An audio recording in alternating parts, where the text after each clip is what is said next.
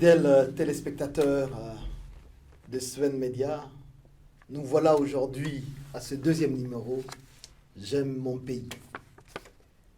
Nous sommes très heureux aujourd'hui de vous recevoir ensemble dans ce studio. Et laisse-moi vous dire que je suis ébloui. Je reçois aujourd'hui des jeunes ambitieux. Lorsque nous savons que l'essentiel pour notre pays aujourd'hui est de reconstruire notre nation, et c'est la jeunesse qui est la clé de cette reconstruction.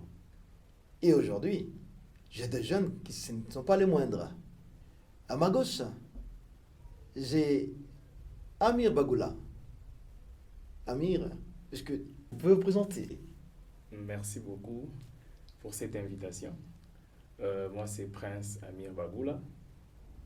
Je suis congolais, un jeune ambitieux, comme vous l'avez dit. Je suis résident à Kinshasa et je suis ici pour l'implantation de notre mouvement, la Génération Rupture ASBL. Génération Rupture ASBL. Ouais. Et vous l'avez commencé depuis quand? Notre aventure a commencé en 2018. En 2018. Oui, c'était entre amis en finissant l'université.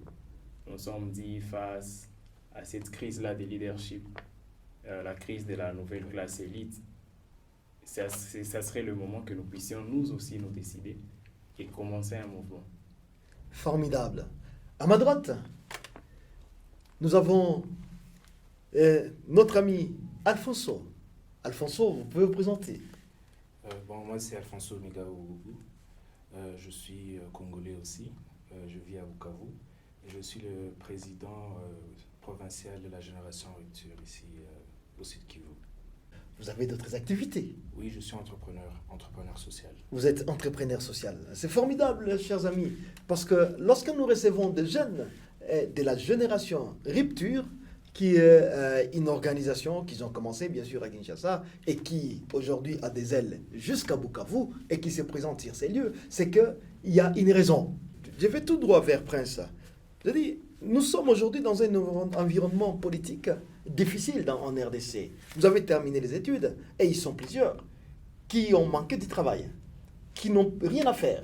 Alfonso a choisi une voie. Il a dit non, moi je veux devenir entrepreneur. Je veux me lancer dans l'entrepreneuriat. Et Prince, qu'est-ce que vous voyez? Comment vous voyez nous allons affronter cette classe politique en sachant que ce pays doit se relever? Ça part même de la pertinence de notre mouvement. Pourquoi? Parce que nous nous sommes dit, nous sommes des jeunes qui voulons le changement. Pourquoi? Parce qu'aujourd'hui, nous assistons à une crise sur tous les plans, que ce soit sur le plan politique, sur le plan économique et sur le plan social. Et du coup, on s'était dit, aujourd'hui, nous jeunes, nous n'avons pas de repères politiques. Parce qu'on doit pas se voiler la face, on doit dire la vérité que nous avons un problème de leadership.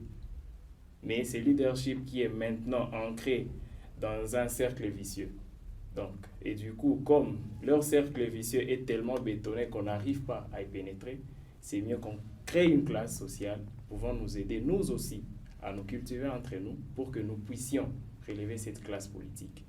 Parce que le souci qui est là, la politique aujourd'hui, je peux dire que c'est devenu le plus beau travail.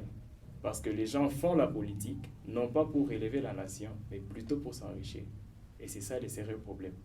Donc, monsieur Alfonso, qui est entrepreneur, je suis sûr qu'il va parler de beaucoup de défis du climat des affaires, parce que ça part de ça aussi. Parce que le climat des affaires aussi va de pair avec la politique. Donc, c'est difficile de dissocier la politique, même à l'entrepreneuriat. C'est formidable. Prince, nous vous disons merci. Je rentre là vers Alfonso. Merci. Nous sommes dans cette structure. Quels sont les défis? C'est avec regret que nous constatons que la classe élite congolaise normalise la pauvreté. Nous souffrons de tel point qu'on n'a plus d'avenir. Donc nous, jeunes, je dirais jeunes de la génération 90, ne savons pas où nous allons. Nous n'avons pas de vision et nous ne sommes pas accompagnés, donc d'où nous n'avons pas d'orientation. Alors, c'est avec ces soucis-là que j'ai décidé être de partie avec la génération rupture pour essayer d'accompagner et essayer d'éradiquer au moins ces défis que nous avons dans notre province. Et j'espère que nous allons aussi aller sur toute l'étendue de notre pays. Donc, pour au moins joindre l'idée et la vision de la génération rupture,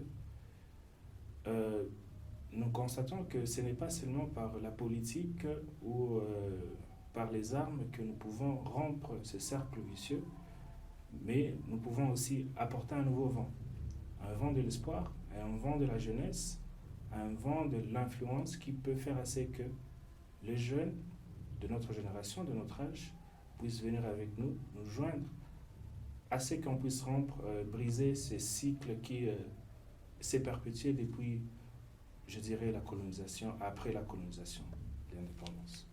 Merci. Mais Alfonso, il faut se référer à des valeurs que nous n'avons plutôt pas, ou nous avons perdu. Évidemment, le Congolais aujourd'hui a un problème d'éthique, un problème de vertu, un problème de pression. Tellement l'influence, je dirais, de la mondialisation a fait que nous avons tellement souffert.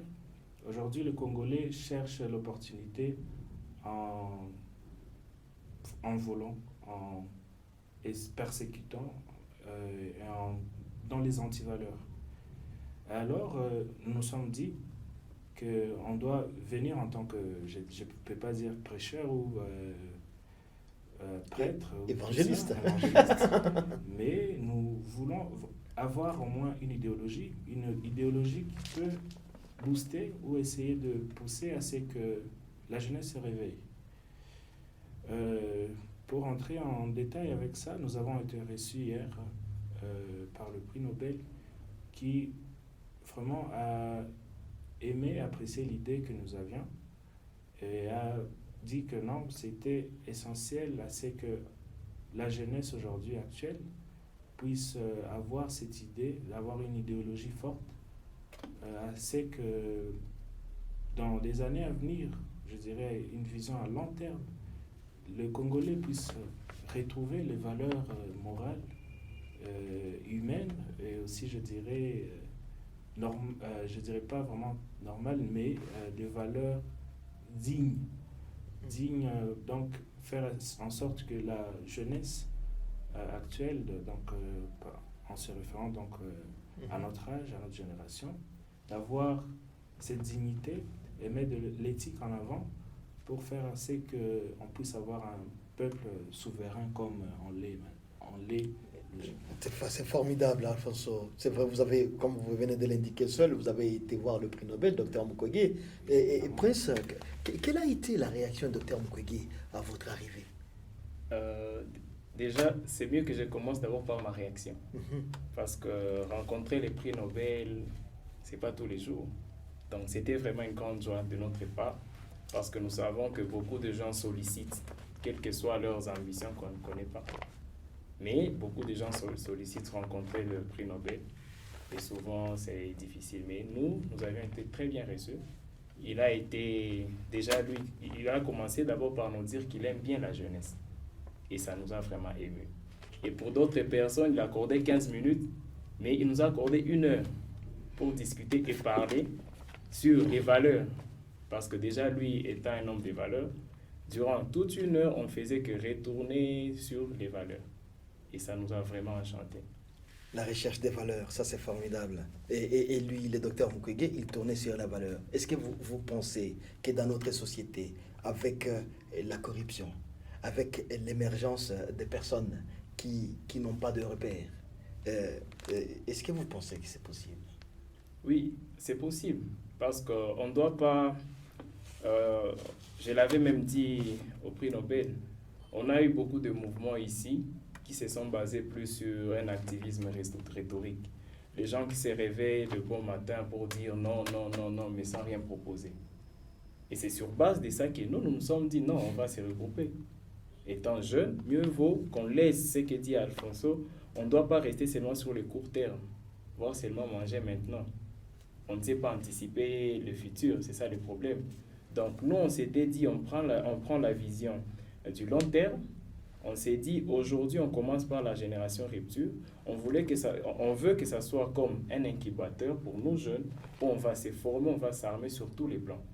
Que ce soit sur le plan économique, parce que chez nous, nous avons des économistes, nous avons des financiers, nous avons des juristes, donc, on va essayer d'échanger afin que nous puissions aller demain et créer cette nouvelle classe élite. Parce que lui-même, il répétait sur ça, il disait, nous avons besoin d'une révolution morale. Parce que lui-même, déjà, malheureusement, il nous a relaté sa petite histoire, comment il a eu à participer dans certains regroupements de jeunes, même certains scientifiques, mais ça n'allait pas, parce qu'au départ, c'était une même idéologie, mais lorsqu'il y a des intrus qui viennent débaucher, qui viennent acheter X et Y, donc ça posait problème. C'est formidable, Prince. C'est ce que je voulais demander à Alfonso. Dans la physionomie globale de l'allure politique actuelle, où lorsqu'on parle d'un parti politique, finalement, on ne sait même pas l'idéologie du parti. Les membres ne savent pas où est-ce que le parti veut les amener, sinon seulement prendre le pouvoir et se partager le butin. Et par rapport à tout ça, et lorsque Prince dit qu'on veut changer cette idéologie-là, est-ce que vous pensez que c'est possible d'y aboutir? Et est-ce qu'il faut carrément éliminer tous les partis politiques au Congo? Merci pour la question. Pour accompagner cette question, moi je me dis que de nos jours, par une expérience que j'ai eue, j'avais vraiment honte de dire aux gens quelquefois que j'étais congolais, à cause de cette classe politique qui n'est fixée que sur le présent. Je dirais que l'idéologie peut aussi être le futur. Si ces partis politiques se disaient assez que le Congolais puisse avoir un futur meilleur, je crois que, et je suis convaincu que on serait loin à l'instant présent. Alors, je me dis que le vent peut changer. Et c'est maintenant le vent de la jeunesse qui doit changer tout cela. Donc, je crois en la jeunesse, je crois en nous, parce que je sais qu'avec cette influence, avec l'influence aussi des personnes comme le prix Nobel, le docteur Mukwege, leur influence peut impacter,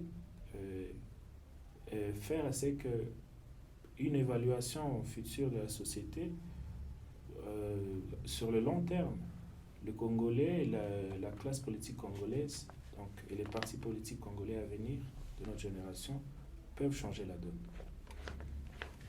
C'est formidable. Prince, le vent peut arriver et les choses changent par rapport aux partis politiques.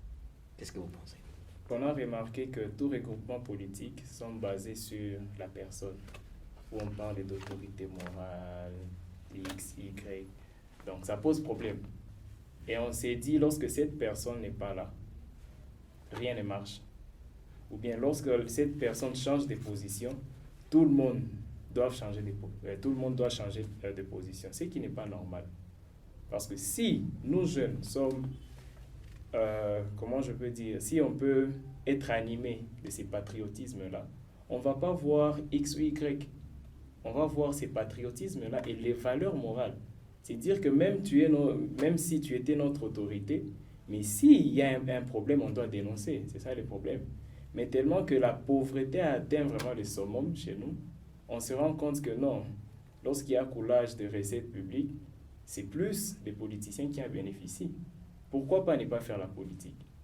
C'est ça le problème avec nous jeunes, raison pour laquelle on dit on ne sait pas où on va. Parce qu'aujourd'hui, j'ai fini les études. Bon, il n'y a pas de travail. Lorsque vous prenez un licencié congolais et lui demandez « Qu'est-ce que tu veux devenir demain ?» Il n'a pas de réponse. Parce qu'il s'est dit « O ekoya ne na osalaka ». C'est ça le problème. Alors qu'on n'a pas de vision. Alors sous d'autres cieux, vous allez voir un enfant. En grandissant, il sait déjà que je vais faire ça, je vais faire ça, je vais faire ça. Et tellement que leur société est très bien organisée, il va sûrement peut-être pas arriver, mais quand même, il va faire ce que son cœur désire. Mais chez nous, ce n'est pas le cas. Donc, tout se passe dans la classe politique. Donc, ça devient compliqué. Vous avez parlé quelque part, Alfonso, d'une révolution. Bon, en parlant de la révolution, j'aimerais compléter Oui, c'est l'idée Prince de dit, oui. Prince. Je pense que il n'y avait pas aussi de maturité. Donc le peuple congolais n'avait pas assez de maturité à savoir que ces gens, soi-disant ces partis politiques, ces gens qui veulent être, donc je dirais, les hauts responsables de la nation, le peuple ne savait pas que, donc le peuple n'avait pas cette maturité de savoir que ces gens-là étaient, je dirais, des menteurs ou avaient d'autres plans ou d'autres ambitions. Donc, en parlant de notre génération, je suis convaincu que notre génération a cette maturité-là, cette maturité de constater que ce qui ne s'est pas passé en 40 ans peut se passer après 40 ans. Alors, nous avons cette confiance en nous, donc avec pleine assurance que si ce nouveau vent de révolution, de patriotisme, comme Prince l'a dit, venait à partir de cette jeunesse que nous sommes, le changement est assuré. Le changement est assuré. Prince, vous avez proposé, vous avez écrit un article où vous proposiez ou demandiez au docteur Mukwege s'il ne pouvait pas être ou conduire les consultations. Et pourquoi vous l'avez fait? Ce qui est sûr, mon article a été vraiment critiqué et commenté par certaines personnes. Il y a des personnes qui m'ont traité de mukweguiste, alors que j'ai fait un article aussi sur Pierre Moulele. On m'a traité aussi de mouléliste, donc là, ça pose un peu problème. Mais comme je l'ai dit, je suis originaire du Sud Kivu. Et que j'ai remarqué que le grand problème que nous avons, surtout dans notre province, on n'arrive pas à se soutenir et à reconnaître au moins. Parce que le soutien, pour le cas du docteur, je crois qu'il en a déjà assez, mais du moins reconnaître sa valeur. Parce qu'une personne qui est acclamée en dehors du pays, mais arrivée chez nous, c'est comme si on ne lui donnait pas cette valeur. Donc, moi, j'ai trouvé en lui cette capacité-là de mener les consultations, ou bien, pas des consultations, mais d'être informateur. Pourquoi? Parce que je me suis dit, des cercles vraiment vicieux et hermétiquement fermés. Donc, si lui qui est prix Nobel, avec la notoriété qu'il a, essayait d'entrer et pénétrer ces cercles vicieux, il pourrait quand même faire un bon choix. Formidable. Nous avons écouté, nous avons entendu Prince, nous avons entendu Alphonse. Fidèles auditeurs, laisse-moi vous dire, téléspectateurs, laisse-moi vous dire une chose. Laisse-moi vous dire que nous allons continuer ces débats, mais nous laissons d'abord cette première partie à votre appréciation. Que Dieu vous bénisse.